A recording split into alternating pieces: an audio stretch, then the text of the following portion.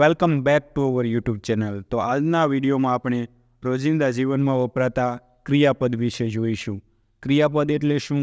તો કે ક્રિયા, માણસ દ્વારા જે પણ કંઈ કામ કરવામાં આવે છે તેને આપણે ક્રિયા તરીકે ઓળખવામાં આવી છે, અને આ ક્રિયાને જે શબ્દ વડે દર્શાવવામાં આવે છે તેને આપણે ક્રિયાપદ કહીએ છીએ. અંગ્રેજીમાં તેને વર્બ કહેવાય છે. તો ચાલો આપણે તેને શરૂ કરીએ. અને આ વિડીયોમાં આપણે ક્રિયાપદને અલગ રીતે જોઈશું. અલગ રીતે એટલે કે ક્રિયાપદના ત્રણેય રૂપનો આપણે અર્થ શીખીશું. તેનું ગુજરાતી શું થાય છે તે શીખીશું. કારણ કે આપણે ગુજરાતીમાંથી ઇંગ્લિશ શીખવાનું છે, ઇંગ્લિશમાંથી ગુજરાતી નહીં. તો આપણે ત્રણેય રૂપનું ગુજરાતી શું થાય છે તેના વિશે જાણવાનો પ્રયત્ન કરીશું, તેમજ તેનો ઉપયોગ કેવી રીતે થાય છે તે આપણે ધીમે ધીમે આગળ જોઈશું. જે ટેન્સના વિડીયો હોય છે, V3નો સ્પેશિયલ ઉપયોગ કેવી રીતે થાય તેના વિડીયોમાં જોઈશું. તો ચાલો શરૂઆત કરીએ.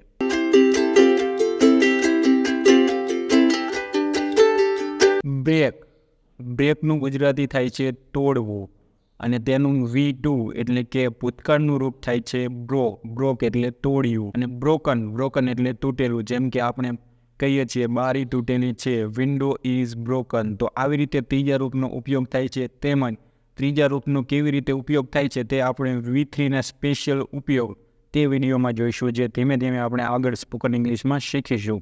તો ચાલો આગળ વધીએ. અરાઇઝનું ગુજરાતી થાય છે ઉગવું અથવા તો પ્રગટ થવું, જેમ સૂરજ ઉગે ને તેમ. જેનું સેકન્ડ ફોર્મ ભૂતકાળનું રૂપ છે અરોઝ એટલે કે પ્રગટ થયું અથવા તો ઉગ્યું, અને અરાઇઝન એટલે પ્રગટ થયેલું. તો આ સેકન્ડ ફોર્મ અને થર્ડ ફોર્મનું ગુજરાતી અહીંયા સેમ પેટર્નમાં હશે. પ્રગટ થયું તેની પાછળ યુ આવતું જ હશે, અને થર્ડ ફોર્મ હશે તેમાં પ્રગટ થયેલું એલું આવતું હશે. અવેક એટલે જાગવું, અને અવોક એટલે જાગ્યું. તો તેનું થર્ડ ફોર્મ થાય છે અવોકન એટલે જાગેલું. બી પણ એક ક્રિયાપદ છે, જેનું ગુજરાતી થાય છે થવું, હોવું, અને વર્તમાન કાળના આના રૂપ થાય છે એમ, ઇઝ, આર.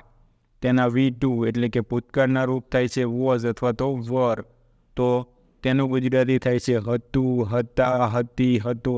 વાક્ય કેવી રીતે આપેલું છે તે પ્રમાણે તેનો અર્થ કરવાનું. છોકરો હોય તો હતો, છોકરી હોય તો હતી, એક કરતાં વધારે હોય તો હતા, તેવી રીતે. અને તેનું V3 થાય છે મીન એટલે થયેલું, બનેલું, હોયેલું. ઘણા બધા તેના અર્થ થાય છે, જે આપણે ધીમે ધીમે શીખીશું. બિયરનું ગુજરાતી થાય છે સહન કરવું, જેનું V2 ભૂતકાળનું રૂપ છે બોર એટલે સહન કર્યું, અને V3 છે બોર્ન અથવા તો બોર્ન તો સહન કરેલું. બીટ એટલે મારવું, અને મીટ જેનું સેકન્ડ ફોર્મ સરખું જ છે, જેનો ગુજરાતી અર્થ થાય છે માર્યું, અને બીટન એટલે મારેલું. બીકમ એટલે કે બનવું. તો તેનું સેકન્ડ ફોર્મ ભૂતકાળનું રૂપ થાય છે બીકેમ, જેનું ગુજરાતી થાય છે બન્યું, બની, બનવું, બન્યું. ઘણા બધા અર્થ થાય. વાક્યમાં પર્સન કયો આપેલો છે તેના આધારે આપણે તેનું ગુજરાતી કરવાનું, છોકરા છોકરી પ્રમાણે. તો અહીંયા એક પેટર્ન ફોલો થાય છે બન્યું, બન્યા, અને બીકમ એટલે બનેલું. બિગિન એટલે શરૂ કરવું, અને બિગેન એટલે શરૂ કર્યું, અને બિગન એટલે શરૂ કરેલું. બેન્ડનું ગુજરાતી થાય છે વાંકું વાળવું. કોઈ વસ્તુ હોય તેને વાંકી વાળવી તો બેન્ડ કહેવામાં આવે છે, જેનું સેકન્ડ ફોર્મ થાય છે બેન્ટ એટલે વાંકું વળ્યું, અને આનું થર્ડ ફોર્મ પણ થાય છે બેન્ટ, વાંકું વળેલું. તો જ્યારે બેન્ટ કયું રૂપ વપરાયું છે ખબર કેવી રીતે પડે? વાક્ય પરથી આપણને ખબર પડશે.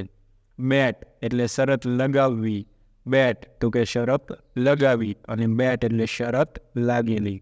બાઇટ એટલે કે કરડવું, અને મીટ એટલે કે કરડ્યું, અને મીટેનનું ગુજરાતી થાય છે કરડેલું. બ્લીડનું ગુજરાતી થાય છે લોહી વહેવું, જેનું સેકન્ડ ફોર્મ થાય છે બ્લેડ, અને V3 થાય છે બ્લેડ સેમ. બ્લોનું ગુજરાતી થાય છે ફૂંક મારવી, જેનું V2 થાય છે બ્લ્યુ, જેનો ગુજરાતી અર્થ થાય છે ફૂંક મારી, અને V3 થાય છે બ્લોવન, ફૂંક મારેલું. બ્રિંગનું ગુજરાતી થાય છે લાવવું, જેનું સેકન્ડ ફોર્મ છે બ્રોટ એટલે લાવ્યું, લાવ્યા, લાવી. જે રીતે પર્સન આપેલો હોય એવી રીતે આપણે એનું ગુજરાતી કરીશું. અને થર્ડ ફોર્મ પણ થાય છે બ્રોટ. કે એજ સાથે જ્યારે બ્રોટ સેકન્ડ ફોર્મ વપરાયું હોય, થર્ડ ફોર્મ વપરાયું, ત્યારે તેનું ગુજરાતી અલગ થાય છે, જે આપણે ટેન્સના વાક્યમાં શીખીશું. બિલ્ડ એટલે બાંધવું અથવા તો નિર્માણ કરવું, કન્સ્ટ્રક્શન બિલ્ડિંગનું થાય તે. તેનું સેકન્ડ ફોર્મ છે ભૂતકાળનું રૂપ બિલ્ડ અને V3 છે બિલ્ડ. બર્નનું ગુજરાતી થાય છે સળગાવવું. તેનો સેકન્ડ ફોર્મ છે બર્ન્ડ અથવા તો બર્ન્ડ, જેનું થર્ડ ફોર્મ પણ સેમ જ થાય છે. બર્સ્ટનું ગુજરાતી થાય છે ફૂટવું, તો ફટાકડો ફૂટે તે. અને સેકન્ડ ફોર્મ બર્સ્ટ અને થર્ડ ફોર્મ પણ સેમ જ છે, સરખું. બાય એટલે કે ખરીદવું. તેનું સેકન્ડ ફોર્મ થાય છે બોટ, જેનું ગુજરાતી થાય છે ખરીદ્યું. અને બોટ એટલે ખરીદેલું, પરંતુ જ્યારે બોટ હેવ કે હેઝ સાથે વપરાય ત્યારે તેનું ગુજરાતી અલગ થાય છે, જે આપણે આગળ શીખીશું ટેન્સના વાક્યમાં. કેચ એટલે પકડવું. સેકન્ડ ફોર્મ થાય છે કોટ એટલે પકડ્યું, અને થર્ડ ફોર્મ પણ સેમ રહે છે. ચૂઝનું ગુજરાતી થાય છે પસંદ કરવું, અને સેકન્ડ ફોર્મ થાય છે તેનું ચોઝ, જેનું ગુજરાતી થાય છે પસંદ કર્યું, અને V3 થાય છે તેનું ચોઝન.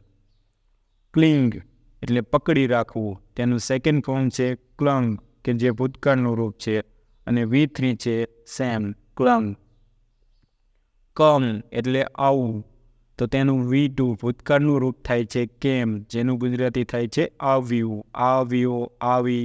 જેવી રીતે પર્સન હોય તેવી રીતે તેનું ગુજરાતી કરવાનું. અને કમ એટલે આવેલું. કોસ્ટ એટલે કિંમત પડવી. કોઈ વસ્તુ કેટલામાં પડી તેને કોસ્ટ કહેવામાં આવે છે, કોસ્ટ. તો ત્રણેય રૂપ તેના સરખા છે, સમાન છે. ક્રીપ એટલે પેટે ચાલવું, મતલબ સરકીને ચાલવું. જેવી રીતે સાપ ચાલતો હોય તેને ક્રીપ કહેવામાં આવે છે.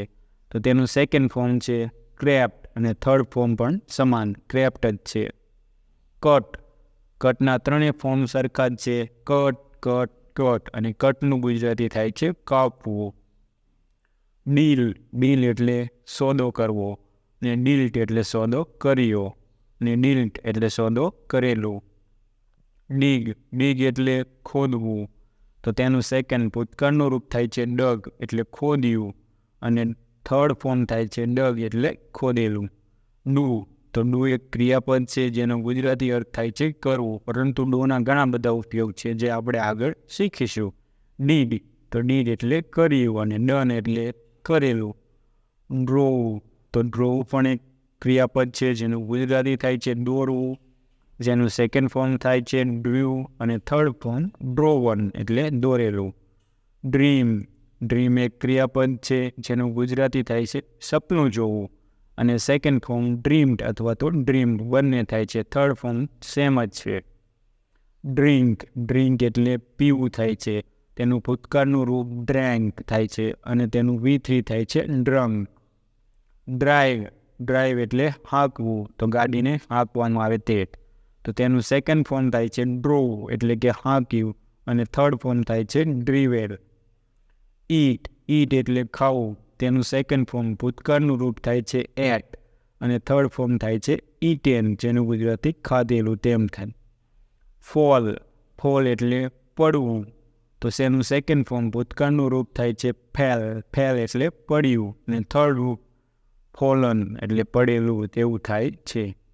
ફીડ એટલે ખવડાવવું. ફીડનું ગુજરાતી થાય છે ખવડાવવું.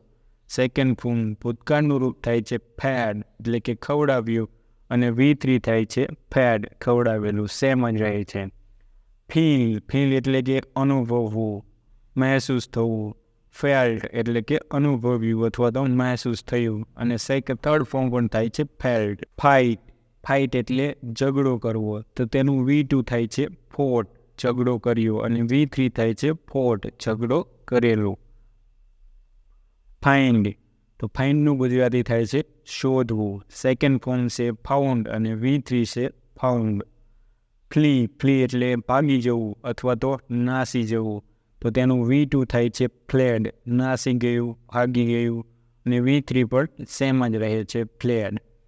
ફ્લિંગ એટલે ઘસવું અથવા તો રબ કરવું એટલે પણ ઘસવું જ થાય છે, તો તેનું સેકન્ડ ફોર્મ પ્લંગ, અને થર્ડ રૂપ પણ સેમ જ છે. ફ્લાય એટલે કે ઉડવું, તો તેનું સેકન્ડ ફોર્મ ભૂતકાળનું રૂપ થાય છે ફ્લ્યુ, અને V3 તે પણ ફ્લોવન થાય છે. ફોરબીડ એટલે મનાઈ કરવી, ના પાડવી, તો તેનું સેકન્ડ ફોર્મ થાય છે ફોરબેડ અને થર્ડ ફોર્મ થાય છે ફોરબીડન. ફર્ગેટ એટલે ભૂલવું અને V2 તેનું થાય છે ફર્ગોટ એટલે ભૂલ્યું અને V3 થાય છે ફર્ગોટન ભૂલેલું. ફર્ગીવ એટલે માફ કરવું, તેનું સેકન્ડ ફોર્મ થાય છે ફર્ગેવ એટલે માફ કર્યું અને થર્ડ ફોર્મ થાય છે ફર્ગીવન. ફ્રીઝ એટલે જામી જવું અને સેકન્ડ રૂપ થાય છે ફ્રોઝ અને V3 છે ફ્રોઝન. ગેટ એટલે કોઈ વસ્તુ મેળવવું. ગેટ એક વર્બ છે, તો વર્બ તરીકે તેનું ગુજરાતી થાય છે મેળવવું, પરંતુ ગેટ એક કોઝલ વર્બ પણ છે જેના ઘણા બધા ઉપયોગ થાય છે. તે આપણે ગેટ અને મેકના ઉપયોગ શું થાય છે તે લેક્ચરમાં શીખીશું. અત્યારે ફક્ત એક ક્રિયાપદ તરીકે તેને યાદ રાખીએ. ગેટ એટલે મેળવવું, ગોટ એટલે મળ્યું, ગોટન પણ થાય છે મળેલું. ગીવ એટલે આપવું થાય, ગેવ એટલે કે આપ્યું અને ગીવન એટલે આપેલું.